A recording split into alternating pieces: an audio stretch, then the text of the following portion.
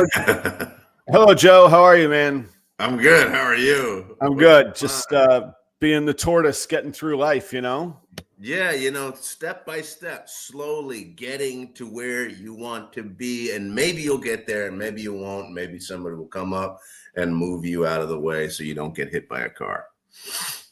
It's actually pretty good. What would you call that? A little allegory for, yeah, that's actually, I've been, I get these stoic things that pop up in my Instagram feed, and I guess it's decided that either A, I need it, or B, I like it because it keeps showing it. But you know, the little speck of dust in the universe that we are really relieves a lot of worrying when you think about it that way. So I don't know if it leads to responsible decision making, but yeah, just be the tortoise. Just get by, and every now and again, somebody picks you up out of a little bit of danger in the middle of the road, and you go on with life, you know? Do you think a tortoise knows that they're in danger when they're in the middle of the road? No, because I helped a snapping turtle out of the road here one day, and it was the meanest thing ever, and it was in the middle of a road that was 60 miles an hour, and the people were pissed at me, and I had a snake tub in the back of the truck, and I was like, this thing won't let me near it, and I'm damn sure not getting a finger taken off for this thing. So I got my tub, and I pushed it out of the road with the tub, and that thing was mad. It was mean. Okay, I'm getting some questions about the new format. There's two broadcasts.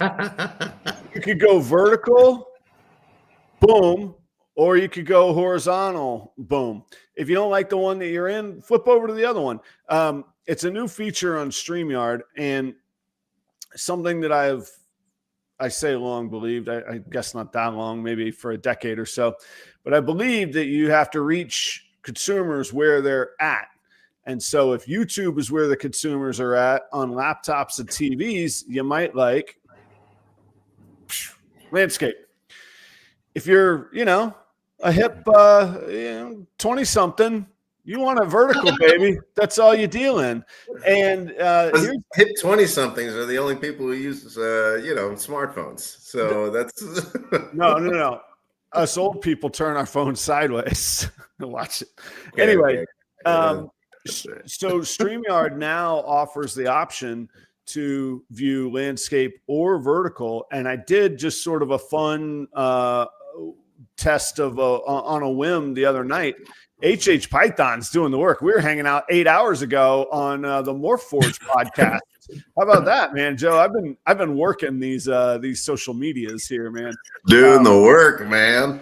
Doing the work. So what I ran kind of a little test. I see you got the package, man. I ran a little test on Tuesday night. Interesting stats on a normal, like regular Tuesday night episode of Proper Royals Live. I would typically on the live broadcast see about 120 to 120 or 150 viewers. And then over the course of the next couple of weeks, they usually average between 350 to 500 views. Some, you get a big banging guest and that kind of stuff, or get off a real a hot episode, it'll go higher. But that's kind of the typical thing. Tuesday night, no advertising, no change, no nothing other than running the vertical and the horizontal. 230 views on the live versus the typical, versus the typical 120 to 150. And now, let's see, we're coming up on 2 full days later. It's over 500 views already. Oh, wow. You got to follow the analytics, man. Yeah. So, we're reaching people. And the neat thing is now I've had a chance to see the engagement. The horizontal engagement is at around 30 minutes per view on the Tuesday night show. But the vertical one is still at like 26 minutes. I mean, this is pretty cool. So anyhow, we're running in stereo, Joe. What do you think of that? I think it's fantastic. And leave it up to you to find a new way to reach out to new people and make sure they're happy with the content and engaging with you in the business. It's fantastic. That's the way you do it. We got to try. And look, here's what I really think, and this sounds a little bit cynical or tongue in cheek. It's arguable, it might not be 100% accurate, but it's arguable that Google is the most successful, insightful, innovative company in the history of our universe. And Google's running YouTube. Why don't I trust some of their decision making and just their world a little bit? That's really that's probably a good idea. So that's my thought there. We'll see. Maybe it's not worth the distraction. I'm not sure. So we'll check it out. But how things, Joe? You doing all right? I'm okay. I got the sun in my eye here, though. I don't know. I wasn't planning on this. That's not too good. But it's kind of like I don't know. It looks artsy, doesn't it? Yeah, you're in your Bowie moment here. Yeah, that's right. Here, I'll lean back like this. Yeah, everything's great. I'm feeling good this morning, and it's been a little cold down here. Not Minnesota cold, but a little cold. Nice little. Yeah, my dad in Jacksonville, I think one of the temps was rivaling. We had a warm spell while you guys got the cold burst. Oh, is that right? It was a close. It didn't get colder, but it was a close. Yeah, and so this is what I've noticed this past week is that it's when it gets cold, I am sleepy. I get better. First of all, I get better sleep, and then I'm like sleepier throughout the day as well. Like I just want to. I don't know. Like I want to hibernate or something. Yeah, so. I bought this new sweatshirt, and I got these. I have these. These are like my favorite things, actually, that I wear. I'll take it off for everybody. These things right here. Dude, you live in Florida. Look at you. You're dressing like an Eskimo, Joe. Look at they're so comfy. Look at inside here. It's fantastic. It's so nice and warm and cozy. And it reminds me of how much I miss the cold weather down here. Man. Because I get good sleep, solid good sleep. I'm a little sleepy throughout the day. That's the downside. And then I get to wear these really cozy, warm clothes. It's fantastic. As somebody who has enjoyed the facilities and the hospitality at Chateau Joe, I could tell you, how cold does cold have to be? You keep your house at like 64 degrees anyway, all the time. Like it's always cold in there. I do. What do you have it cranked down to now? Well, I mean, we don't have anything. It's not on anything right now. You've just opened the windows and you're. I've actually built a fire in my fireplace a few times this week, which has been really nice. You have a wood fireplace? Oh yeah, we got a wood fireplace. Oh my goodness! All right, cool. Well, hey, look, a little role playing, and that's fun. Dress up as cold people. That's good. Like my other favorite article of clothing is like this big woolly robe that I break out in the winter time, and it's really fun. I do like a good robe day. I gotta say. Man, come on, forget about it. I enjoy this, man. Forget about it. You know what I'm saying? You know what I'm saying, Adam, Jim, Alexis? Great. So, Well, I got a couple things on my docket. I have like a mini one thing, and then the real one thing kind of leads into maybe today's topic, which I think you and I see the topic differently, which is actually going to be good because now we can fill out a show of conversation about it. Okay. I got to do something 2 nights ago. It would have been Tuesday night after the show. Never done in my life. Check a little list off the bucket list. We got the Northern Lights, Joe. Aurora Borealis, my man. Right. Yeah, wild. We're even seeing them down here in Florida. That is, I feel like I should get a better. You shouldn't get the same payoff. I did a whole lot more work to see these Northern Lights. I embrace the culture of moving north. I do yes, yeah. No, it's probably a different experience in Minnesota than it is in Florida. Yeah, it was. But tell me about it. How was it? What did you do? Did you just go out in your backyard? You see them? Yeah, you just go and you stand there and they're there. But you like, I have to admit, we have this technology, these cell phones, they really pick up the borealis. I don't know, I'm talking like I'm an expert on this stuff. They pick up the lights a lot better. I'm about 25 miles south of Minneapolis, St. Paul. So there is still a lot of like city glow kind of deal. But I could see them with the naked eye. They weren't nearly as like vibrant with the naked eye, but it was pretty cool to see. And having not seen them before, I was amazed at like the actual like activity of, I mean, they were very dynamic and different colors.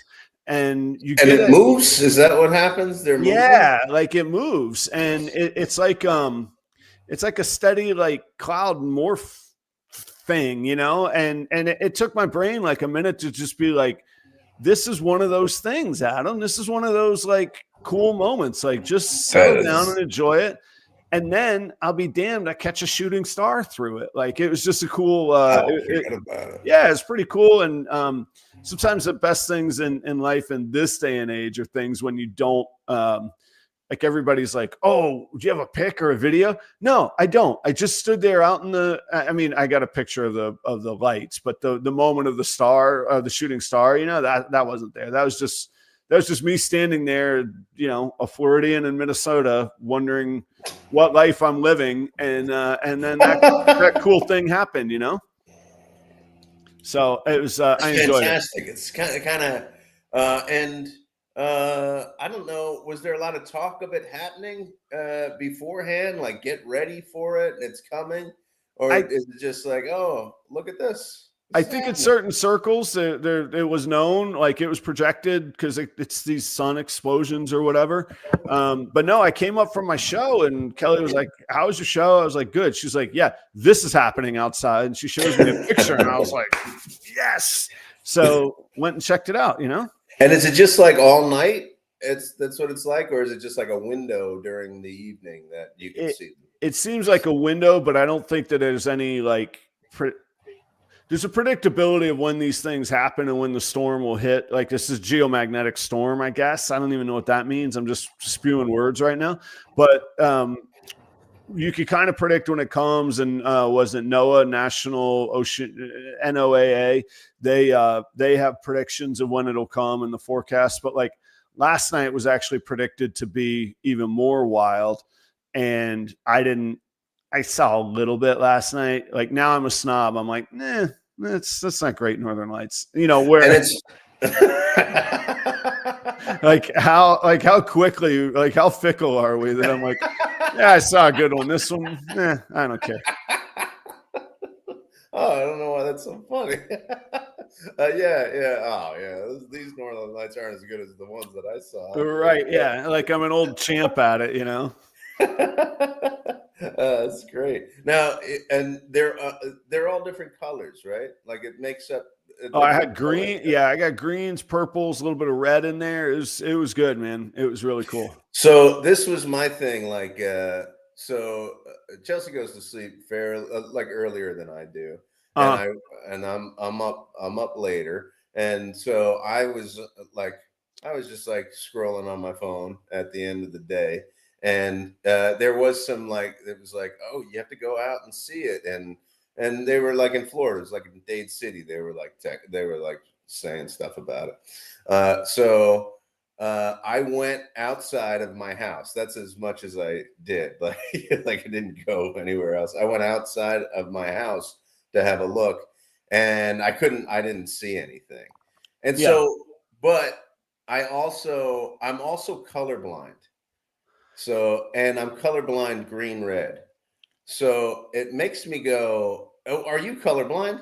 Yeah, I had the affliction. So I was able to see them though. I was there. So I got the potent ones. Confirms my question, which was like, maybe I just can't see them because I'm colorblind. Right. Yeah, I have some, there's around the Shira household, there's some fun classic stories of Charlie and Kelly being like, Oh, Dad, that is not what color that is. Yes, that's right. It Is shows. that why you mostly wear black? No, that's just because I have no style and I'm lazy, and it works. The less variables in my life, the better, man. If I could, yeah, no, I don't mess. So that's good. It's good to know that you could see them but that sent me down like a rabbit hole in my brain while I was falling asleep that night, going, maybe I just won't have the experiences that other people have because of this affliction. I was like, oh, should I bother going to see like art and stuff? Like, what, maybe that's just done. I don't get to see it like other people do. Yeah. Well, I mean, I've worked with ball pythons that are pretty nuanced colors and all of that. Right. So Yeah, that's right. That's right. That's it. When like when I was diagnosed, my dad was like, he's not colorblind. He sees red. And I'm like, Dad, it's not that I see things in black and white. It would be like not being able to hear certain frequencies very well, which is a whole lot more of what people need hearing aids for rather than just not being able to hear. There's certain things. This is what I tell people who are like, oh, what color is this? What color is this? What's color is it? It's like, I can see colors everywhere. Yeah. It's fine. I just see them differently than you do. Right. But this was the first time that I was like, maybe I can't see certain things. Yeah. But it's good to know that you're colorblind. You could. That solves it. I'm going to go look for the Northern Lights. There you go. So I feel like, so I've got a full solar eclipse under my belt. You get like one of those a lifetime if you're in the band. I got that, and that was in like 2019 or whatever. The lunar eclipses, those are dime a dozen. I got one of those. I don't even bother to go look at those anymore. Forget about those. And now I got Northern Lights and the shooting star in there. That's a quadfecta. What else do I need? Yes. What else? You got all the cosmic, experiences already under your belt. There we go. Fantastic. We should tell people what we do. I see some new faces and names. I think we're reaching some vertical folks, Joe. What do you think? Vertical. This is wonderful. Hey, so I'm Joe. I don't have any snakes. And I'm Adam. I breed ball pythons as a business entrepreneurial venture, and Joe's got questions. I met Adam when he didn't have snakes. When he was normal. He became a snake guy, and I had a whole lot of questions, and that's what the show is all about. I just have questions. So, and one of these questions is, how do I get the sun out of my face? Which I'm going to do right now. Adam, you take over. They make some things called blinds is what they do. When Joe look at that. That's a nice chair you got there, Joe. I like that. You never get to see the chair because it's behind you. But I sent finally Joe a little Proper Royals care package this week. Did you what'd you think of the goods? You got some thanks to give, Joe? Take a look at this. Oh, look at that. That's from John's. I have to give credit. That's from John's Creatures. John's Creatures on here. Now tell me a little bit about John's Creatures. John's first off, John's a very cool guy. Everybody should go check out John's Creatures. John is from, I have to remember, there is an island group off the coast of Spain and Portugal, not the Canary Islands, but the other islands. What would we call those? Azores. John is from Azores, and he's in I think he's in Boston now. But man, when he says creatures, man, he's got all the creatures. He's got birds, he's got aquatics, he's got snakes, and John runs a whole lot of live animal shows on TikTok. Cool guy, and shout out to John in the Proper Royals Patreon as well. So I like John, and I like hearing could you imagine what an exciting life going from Azores to Boston, and like he talks about like raising canaries in Azores growing up, man, really cool. Yeah, does sound like we should have him on the show. I could ask a whole lot of questions of him. There would be lots of questions, right? Lots of questions. Yeah. Did you? Now the other thing that I got in the package was I got a nice John's Creatures T-shirt. Yeah, which is just fantastic. And I got the Proper Royals soccer jersey, which Yeah. has a nice look. I can't wait until I fit into it. I was going to say, how's the fit? How's the, you have to get very svelte to get into the footy jersey. Yeah, I got a few pounds to go, maybe 40, 50 pounds before I can fit into that thing. Wow. But would it be something that Aiden is interested in? Maybe it'd be. Yes.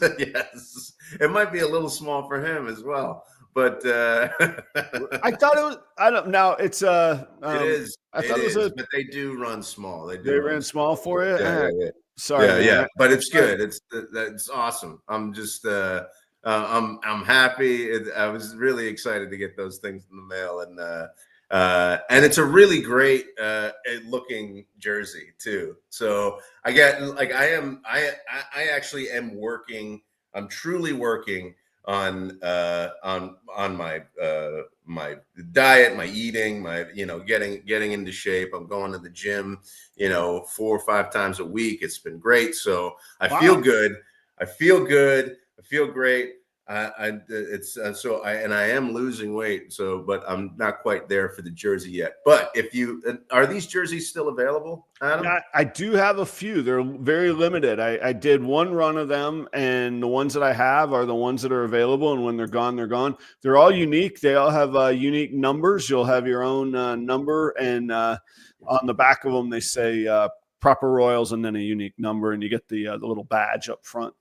Actually, mine does not say Proper Royals. Yours is purely custom. What's yours say? Cup of Joe. Cup of Joe number 1 right there, man. Yeah, so it's great. So if you want one of these jerseys, get it, because it's a cool looking jersey. Yeah, Jimbo got a custom jersey as well. He says this is his snug as well. All right, well, I'm gonna have to work on the sizing just a little bit then. Okay, we can't all have fantastic metabolisms like you, Adam. Okay, I mean, yeah, what I lack in overall strength and size, I do make up for in metabolism. I must say, pound for pound, I'm a bad man. Let me.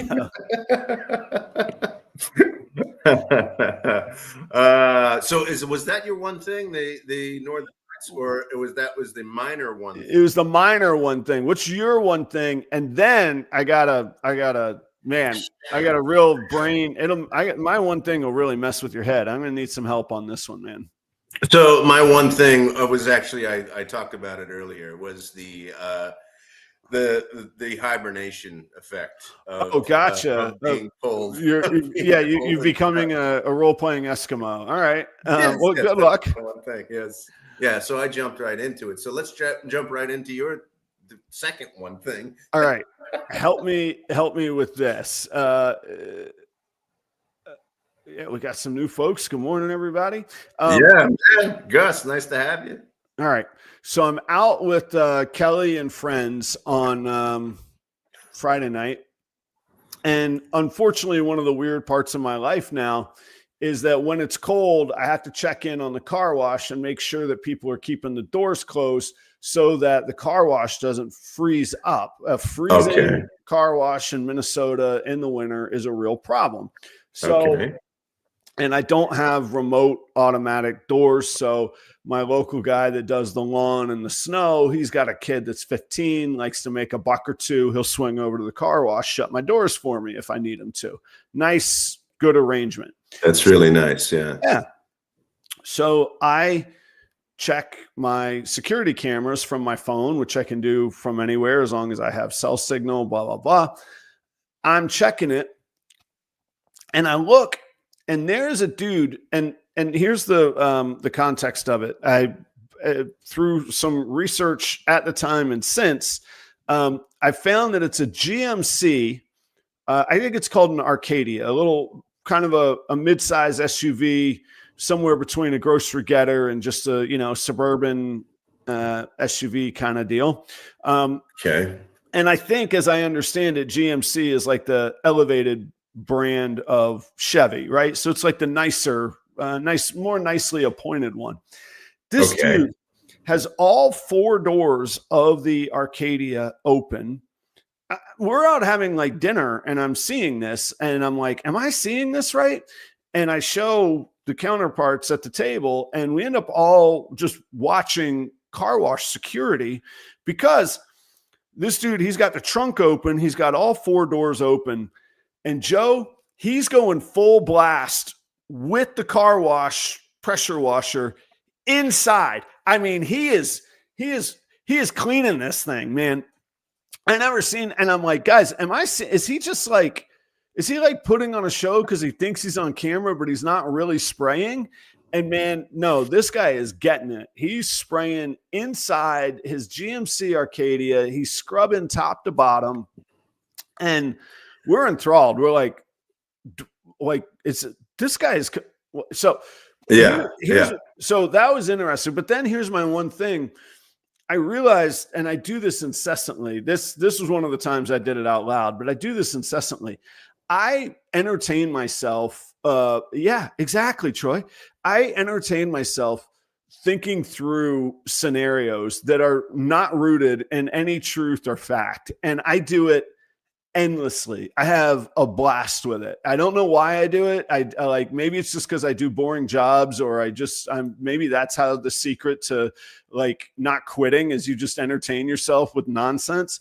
So our dinner, like date table conversation became, what is this dude doing? And is he getting rid of evidence? Like, is there going to be a body that comes out of this vehicle? What could have possibly, and the funny thing is, at the end, he shuts the doors, gets in it, drives out. Like, it has to be sopping wet, full of steam. Right. Yeah. He gets in the thing, drives off.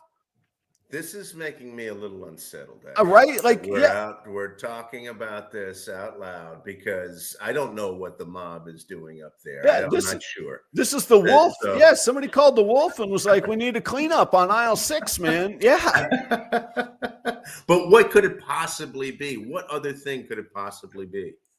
Okay. Like, were there I mean, immediately, and did your mind went immediately to, yes, there was a body in here, and we're getting rid of the body or whatever. That was the initial thought. I didn't know, and so that's immediately what I think. Is there any other possibility that it could be? So yeah, we played through a few different scenarios. Okay. We came up with perhaps it is an Uber driver, and some drunks vomited. And you would vomit would be my second guess. Yes. Yeah, and if you're just so like disgusted and revolted and mad, you don't think about the the challenges that will come from spraying down your GMC Arcadia. Yeah, you just let it rip. The point is, that's a part of the conversation too. If it's a higher end Chevy, GMC, right? So and it's like, what is it like? It's a recent year GMC. It's not like an old guy going. No, look pretty brand. 2003. Look pretty shiny. Look pretty good. Yeah. So that was a thought. We did. And sorry, with all due respect to women, we thought that perhaps there had been a child birthed there, but Kelly clarified it doesn't really cause splatter. That would cause you might need to open one door to spray, not the whole car, the whole thing. Yeah, right. Yeah. So I'll defer to her as the one at the table who had given birth. So that we put that aside. Then I thought, and I don't know this to be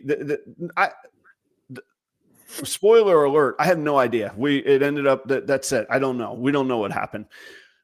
There is across the street a funeral home. Maybe this was one of those retrofitted, hearses used to have some real style, but these days they're pretty low key. You might not know a hearse. Maybe this was a converted hearse that, had to get, maybe it needed a little cleanup. It's not like you're putting raw dead bodies in a hearse. You put a coffin in a hearse, don't you?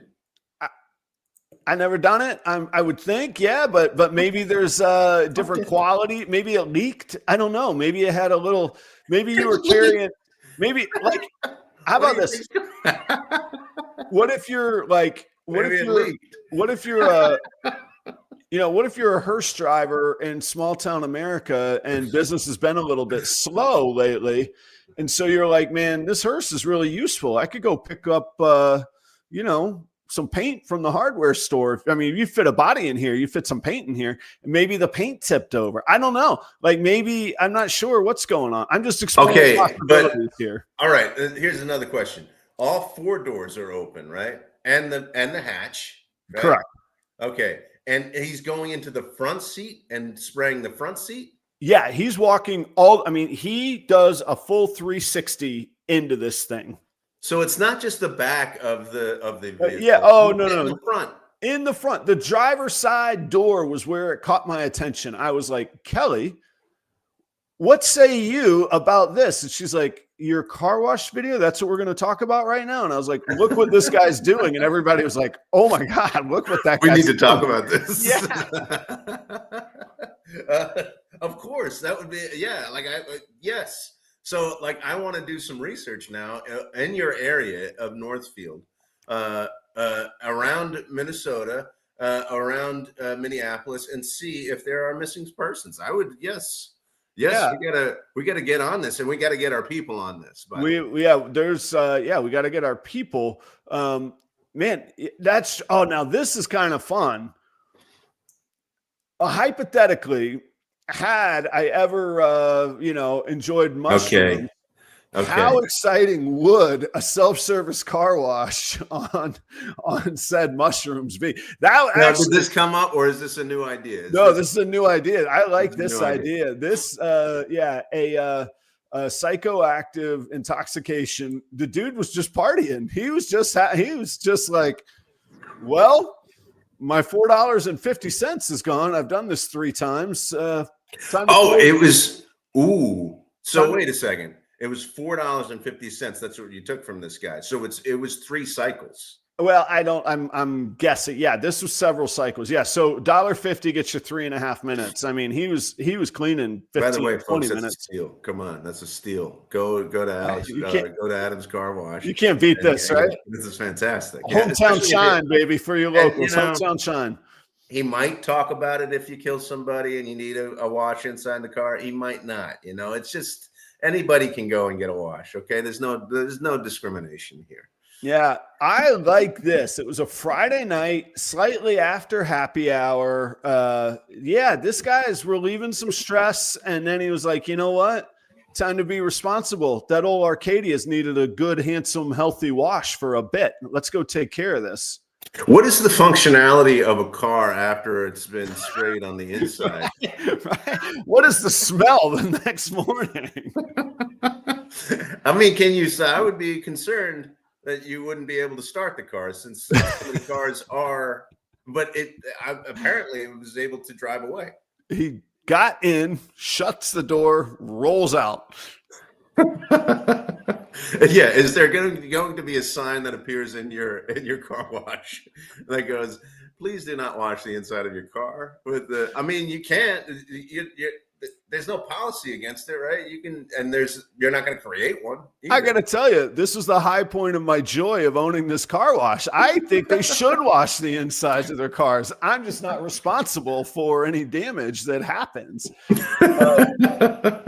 So, yeah. Maybe that's the sign. If you wash the inside of your car, it's up to you to remove the car when it doesn't start. Right.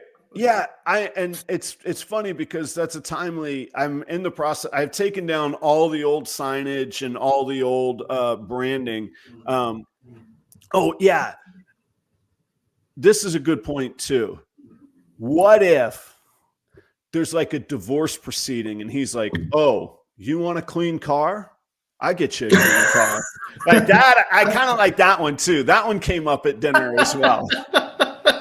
Oh, it did come up at dinner. That one came at dinner. And man, you guys really went for it. Troy's looking for, Troy wants some details. The temperature at the time of this incident was hovering around about freezing, because it was going to get down into the 20s that night, which is why it was so important for me to check what was going on.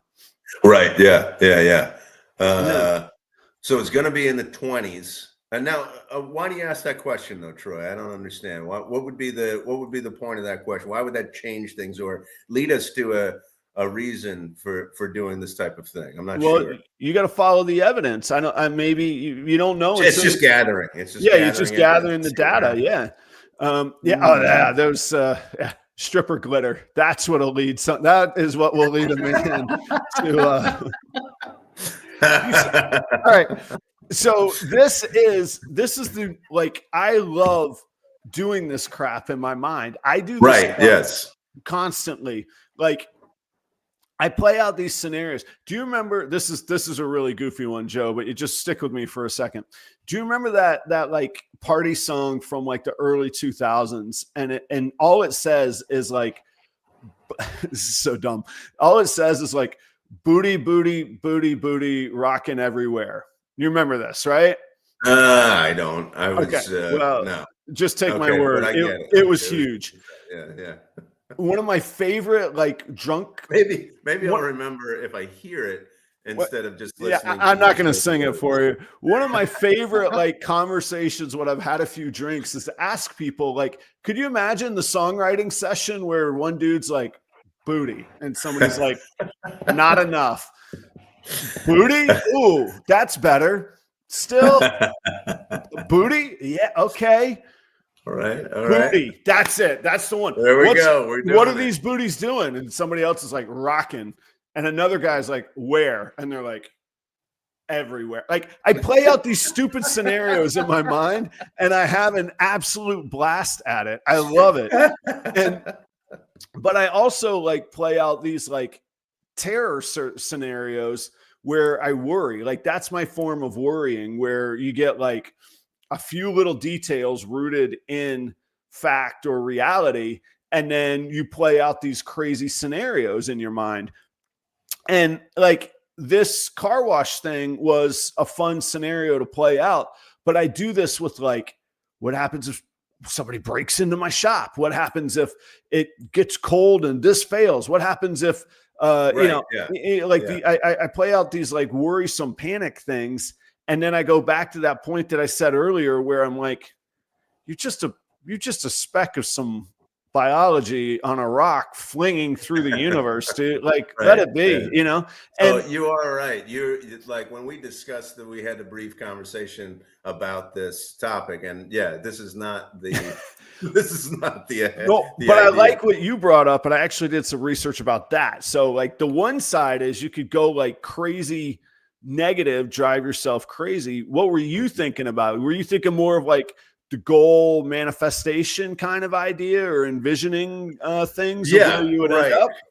So the thing is, so I have a friend right now who's going through a really really hard time, and he's halfway across the world. He's having a really hard time, right? And so we've been talking, and there's there's a bit of a wallowing that's happening. Like there's a bit of like I can't believe like this has happened, and I should have done this, I should have done this, and he's just shooting all over himself.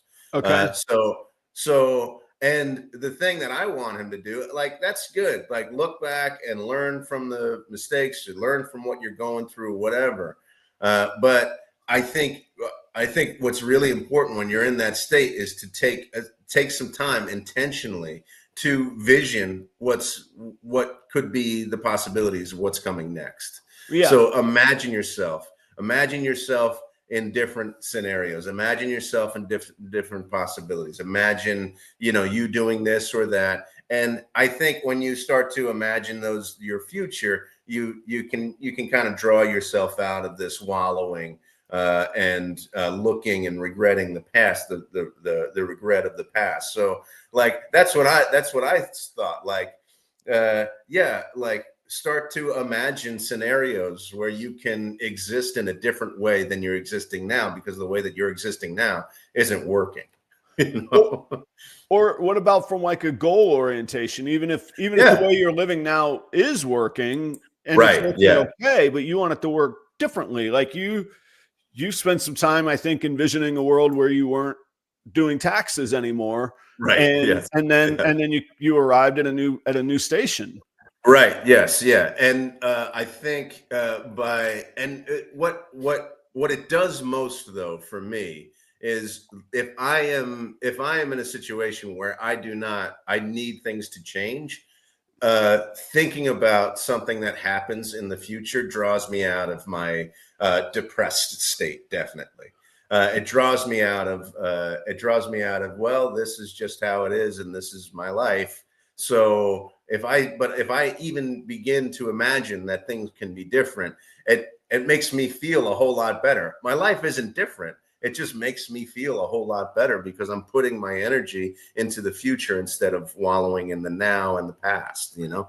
But also, I mean, I'm talking about it emotionally, but that's really what goals do for us. That's what goals do, is it says, we constantly live in this thing where we go, where we exist as we are, and there's this tension between what we are now and what we think we can be. And we live in that tension all the time. If we focus on what we think we can be, then it's going to lift us out of who we are.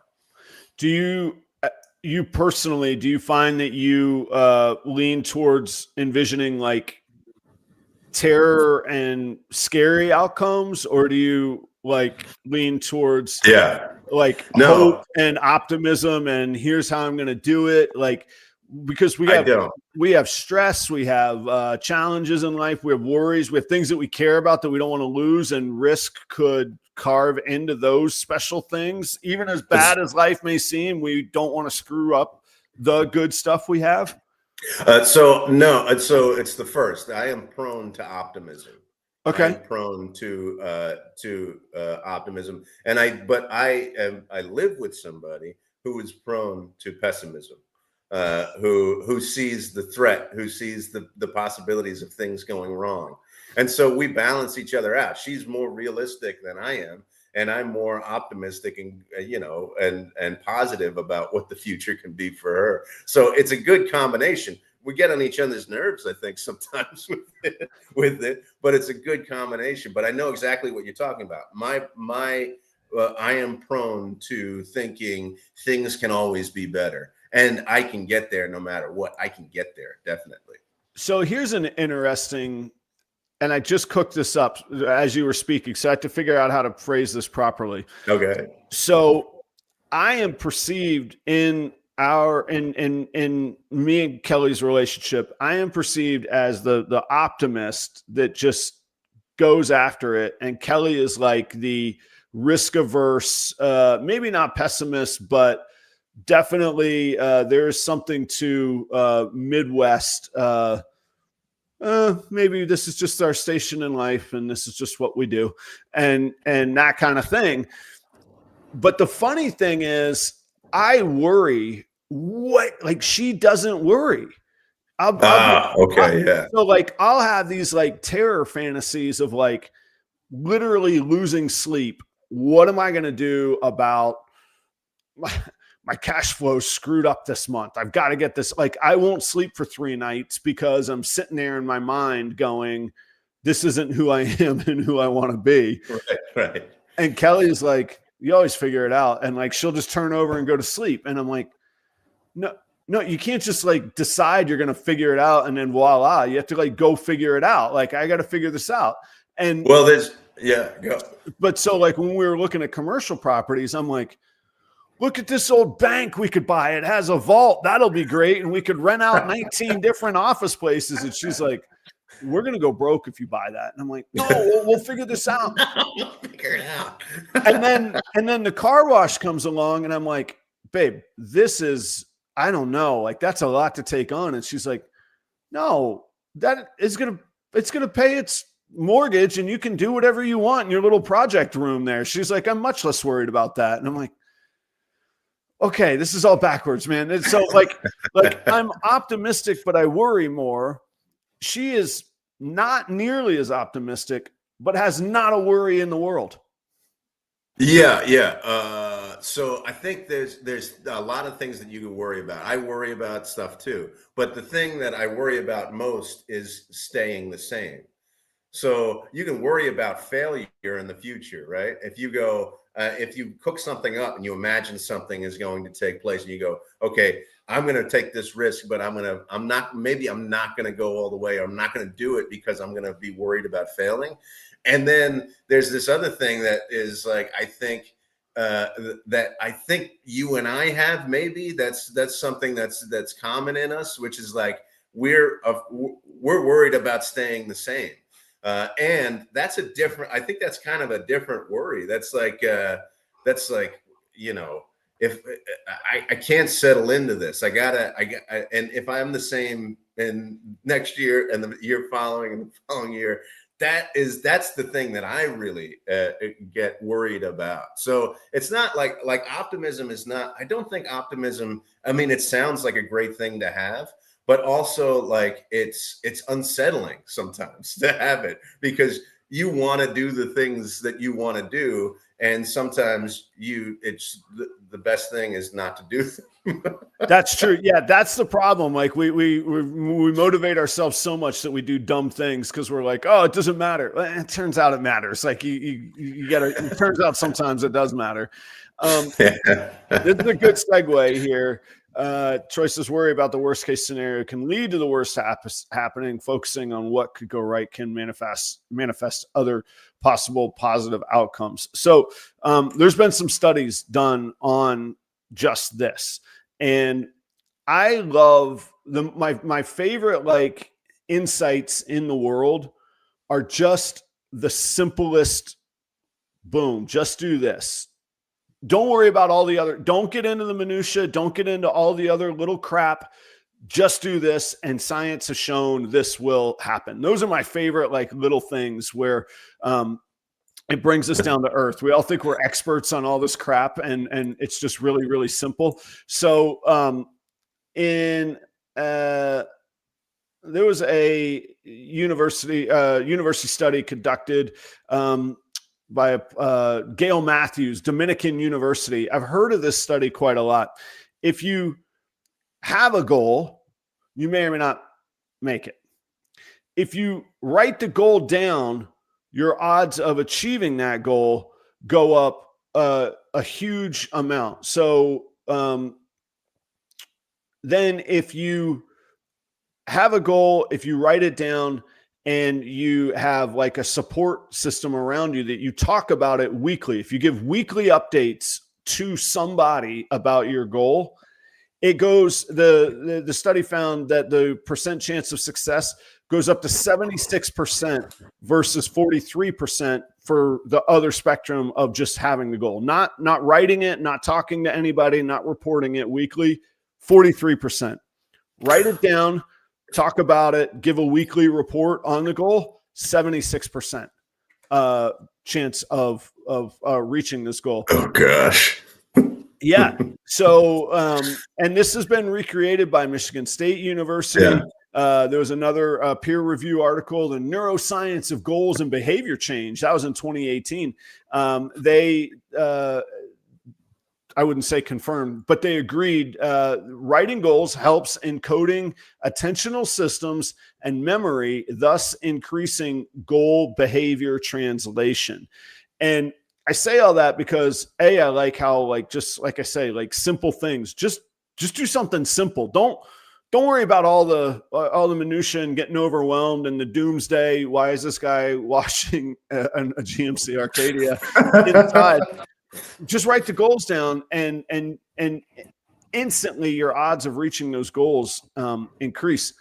The other thing is, I think that the word, and this is not knocking Troy, I think he used it properly. I think when people use the word manifest, I immediately roll my eyes. Like if your version of, you can't write down new odds for your sanctuary. That's true. And what I'm most excited about is I knew exactly what he was talking about, Jim. Yeah. Yeah, they don't care. They don't care that you wrote those goals down. But I do roll my eyes when I hear people and they're like, I'm going to manifest this. And I'm like, all right, you have one chance to explain this properly to me. And if it has anything to do with the universe giving one slight bit of a damn about your goal, then throw it in the trash. If it has to do with I'm going to focus on the goals. I'm going to hold myself accountable. I'm going to share these goals with other people and tell people my progress. Then fine, go manifest away. You know what I'm saying? Yes. Yeah, exactly. Yeah. Yeah. And And I get, yeah, go ahead. I'm sorry. Go well, I was ahead. going to say, yeah, there's science to back this up, Troy. So yeah, I know that was a long-winded, really round trip way of agreeing and complimenting you. But yes, I agree with you. There is massive power in positive thinking and the actions that go with that. Yeah. Another good thing is if, is if, you talked about a support system where you're reporting out weekly the things that you're doing Right. that will increase you. So I think that's a great takeaway. Even not a lot of people write down their goals. That's the first step. Write down the goals and then come up with the objectives and milestones for those goals. Right. Yeah. But Then you got to then focus on how you're going to surrounding reach yourself. them. Yeah. Now, but who do you surround yourself with? You have to surround yourself with people that are going to hold you accountable. They're going to say, "Hey, you're not doing what you're supposed to be doing," and you have to surround yourself with people that you admire as well. So, like, if there's somebody who tries to hold me accountable for something that I said that I was going to do, but I don't really respect or admire them, I'm going to go, "Come on, back off. You don't know what's going on." I don't care about you. Right. Now, the funny thing is, maybe I told this story before, but when I first met Chelsea, my significant other of almost 15 years now, 15 Right. years is a long time for me, by the way. So when I first met her, I met her in San Antonio, Texas. I didn't know if I was going to see her again or whatever. And so we started to talk, and I was really fit at the time, and she was talking about doing a triathlon, and and I said to her, yeah, I'm going to do a triathlon this summer as well. I didn't really, it was kind of in my brain, but I didn't really. And then we kept in touch, and she was like, "So when are you doing your triathlon?" And then I was like, couldn't be a liar. You were like, "Man, I gotta land this girl, man. I gotta do a triathlon." And then I found a triathlon and I trained for it, and then I did my first triathlon. So that's the important thing. You got to find the right person that you care about what they think of you to hold you accountable for the goals that you're trying to set for yourself.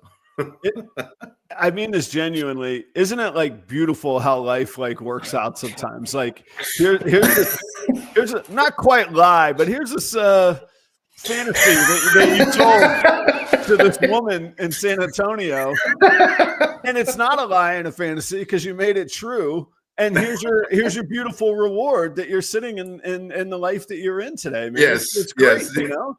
Yes, it all started with a teensy non-truth. You made it into truth, man. You made it a whole that's truth. The thing.